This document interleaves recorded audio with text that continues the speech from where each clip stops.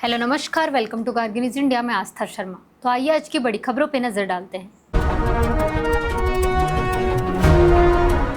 भारत के उपराष्ट्रपति आज 2 दिवसीय श्रीलंका दौरे पर रवाना हो रहे हैं, जो इस द्वीपीय देश की उनकी पहली आधिकारिक द्विपक्षीय यात्रा है।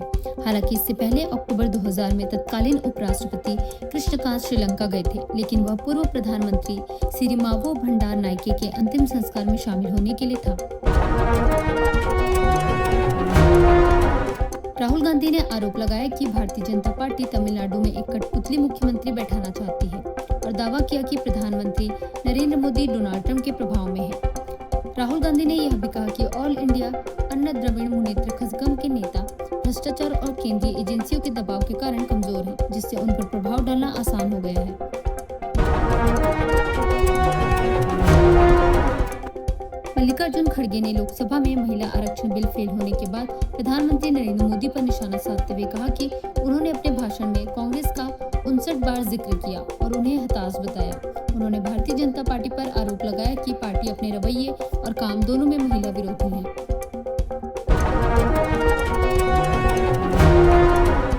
प्राइम मिनिस्टर नरेंद्र मोदी ने आंध्र प्रदेश के उप मुख्यमंत्री पवन कल्याण से सर्जरी के बाद बात की और उनके साहस की सराहना करते हुए उन्हें बेहद साहसी बताया जा रहा है कि पवन कल्याण शुक्रवार सुबह अधिकारियों के साथ समीक्षा बैठक के दौरान अस्वस्थ होने के बाद अस्पताल में भर्ती हुए थे।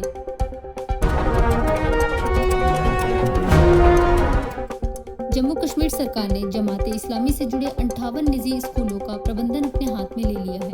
अधिकारियों के मुताबिक ये स्कूल फलाह-ए-आम ट्रस्ट से संबंधित है और इनमें से अधिकांश उत्तर कश्मीर क्षेत्र में स्थित हैं।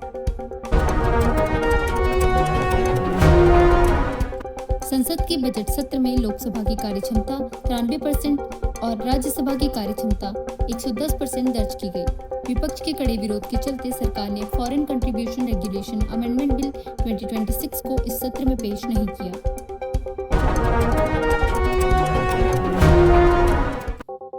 पूर्व पत्रकार और बलबीर पूंज का 76 वर्ष की उम्र में निधन हो गया। वे भारतीय जनता पार्टी के वरिष्ठ नेता रहे और द इंडियन एक्सप्रेस ग्रुप में पत्रकार के रूप में कार्य कर चुके थे। साथ ही tryst with Ayodhya, decolonization of India और नरेटिव के मायाजाल के लेखक भी थे। यूएई के मंत्री शहीद अल हजारी ने कहा कि स्ट्रेट ऑफ हॉर्मस को बंद करना आर्थिक आतंकवाद जैसा है, जिसका असर सिर्फ क्षेत्र पर नहीं बल्कि भारत जैसे देशों पर भी पड़ रहा है। उन्होंने चेतावनी दी कि इस महत्वपूर्ण समुद्री मार्ग के बाधित होने से तेल आपूर्ति, व्यापार और वैश्विक अर्थव्यवस्था प्रभावित हो रही है, जिससे भारत सहित कई देशों पर सीधा आर्थिक असर पड़ रहा है। प्राइम मिनिस्टर नरेंद्र मोदी ने हार के बाद कहा कि संख्या बल की कमी के कारण बिल पास नहीं हो सका, लेकिन उनके प्रयास आगे भी जारी रहेंगे। वहीं विपक्ष ने प्रधानमंत्री के भ्रूण हत्या वाले बयान को लेकर सरकार पर निशाना साधते हुए इसे दुर्भाग्यपूर्ण और पक्षपातपूर्ण करार दिया। विपक्ष ने प्रधानमंत्री नरेंद्र मोदी के संबोधन को निराशाजनक बताते हुए आरोप लगाया कि उसमें झूठ और आरोप प्रत्यारोप की भरमार थी तथा इसकी गरिमा और चुनाव आचार संहिता का उल्लंघन हुआ। प्रधानमंत्री नरेंद्र मोदी ने महिला बिल की हार के बाद विपक्ष पर तीखा हमला बोला और भ्रूण हत्या शब्द का इस्तेमाल करते हुए उन पर बिल को रोकने का आरोप लगाया। उन्होंने कहा कि संख्या बल की कमी के बावजूद सरकार महिलाओं के अधिकारों के लिए प्रयास जारी रखेगी।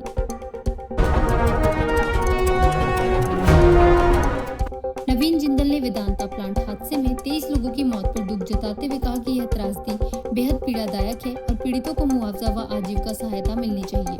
उन्होंने अनिल अग्रवाल का बचाव करते हुए कहा कि पूरी जांच से पहले उनका नाम लेना उचित नहीं है और मामले की निष्पक्ष जांच होनी चाहिए। केंद्र सरकार ने वैश्विक शिपिंग अस्थिरता के बीच 12,980 करोड़ रुपए के मैरीटाइम इंश्योरेंस पूल को मंजूरी दी है। यह फैसला प्रधानमंत्री नरेंद्र मोदी की अध्यक्षता में हुई केंद्रीय मंत्रिमंडल की बैठक में लिया गया।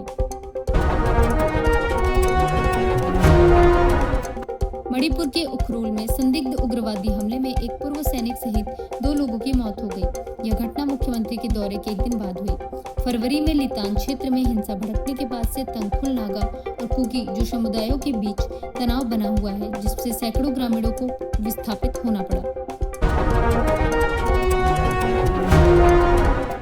जम्मू कश्मीर से पहली महिला वकील को हाईकोर्ट जज के रूप में नियुक्ति के लिए नामित किया गया है, जो क्षेत्र के लिए एक ऐतिहासिक कदम माना जा रहा है। कॉलेजियम ने कुल 11 नामों की सिफारिश की है, जिनमें 10 वकील और एक न्यायिक अधिकारी शामिल है। साथ ही क्षेत्रीय और सामुदायिक प्रतिनिधित्व पर भी जोर दिया गया है। राहुल गांधी ने आरोप लगाया है कि भारतीय जनता पार्टी तमिलनाडु में कठपुतली मुख्यमंत्री बैठाना चाहती है और दावा किया कि प्रधानमंत्री नरेंद्र मोदी डोनाल्ड ट्रंप के प्रभाव में है। केंद्र सरकार ने भीड़ कम करने के लिए उत्तर प्रदेश और आंध्र प्रदेश में 24,000 करोड़ रुपए की मल्टी ट्रैकिंग रेलवे परियोजनाओं को मंजूरी दे दी है। करीब 15 जिलों में फैली इन परियोजनाओं से देश के रेल नेटवर्क में लगभग 601 किलोमीटर की बढ़ोतरी होगी, जिससे कनेक्टिविटी और यातायात सुगमता में सुधार होगा। स्ट्रेट ऑफ हॉर्मज में भारतीय टैंकरों पर फायरिंग के बाद तनाव बढ़ गया, लेकिन तेहरान के प्रतिनिधि ने कहा कि भारत ईरान संबंध अब भी मजबूत है। भारत ने इस घटना पर कड़ी आपत्ति जताते हुए ईरानी दूत को तलब किया है और समुद्री सुरक्षा को लेकर चिंता व्यक्त की है। ईरान ने 7 हफ्तों बाद अपना हवाई क्षेत्र 4 चरणों में खोलने का फैसला किया है, लेकिन इसके साथ ही उसने स्ट्रेट ऑफ हॉर्मज पर फिर से कड़ा नियंत्रण लागू कर दिया है। इससे पहले एक दिन के लिए मार्ग खोलने के दावे के बावजूद ईरान ने अमेरिकी नाकाबंदी के चलते फिर से जहाजों की आवाजाही सीमित कर दी, जिससे वैश्विक तेल आपूर्ति और क्षेत्रीय तनाव पर असर पड़ा है।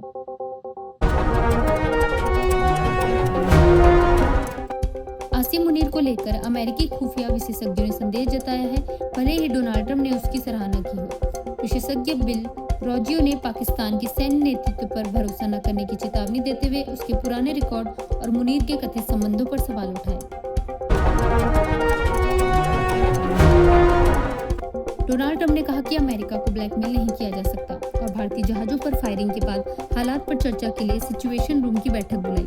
अमेरिकी अधिकारी ने चेतावनी दी कि स्थिति बेहद अहम मोड़ पर है और अगर जल्द प्रगति नहीं हुई तो संघर्ष फिर से भड़क सकता है। ईरान ने कहा है कि वह अमेरिका के साथ आमने सामने बातचीत के लिए तैयार नहीं है, क्योंकि वॉशिंगटन की अत्यधिक मांगे अभी भी बरकरार है। अमेरिका की ओर से परमाणु सामग्री वापस लेने जैसे बयानों के बीच दोनों देशों के बीच कई मुद्दों पर मतभेद बने हुए हैं। स्ट्रेट ऑफ हॉर्मज में एक भारतीय तेल टैंकर पर फायरिंग के दौरान चालक दल ने घबराकर संदेश दिया, आपने जाने की अनुमति दी, अब गोलीबारी हो रही है, मुझे वापस मुड़ने दे। यह घटना ऐसे समय हुई जब ईरान ने जलमार्ग को सीमित शर्तों के साथ खुला बताया है, लेकिन कड़े नियंत्रण और बढ़ते तनाव के बीच जहाजों की सुरक्षा पर गंभीर सवाल खड़े हो गए हैं। कश पटेल के आचरण और कार्य उपलब्धता को लेकर चिंता बढ़ गई है, जिस पर उन्हें आंतरिक जांच का सामना करना पड़ रहा है। पटेल ने इन आरोपों को खारिज करते हुए कहा कि उनके खिलाफ लगाए गए कदाचार के आरोप निराधार हैं।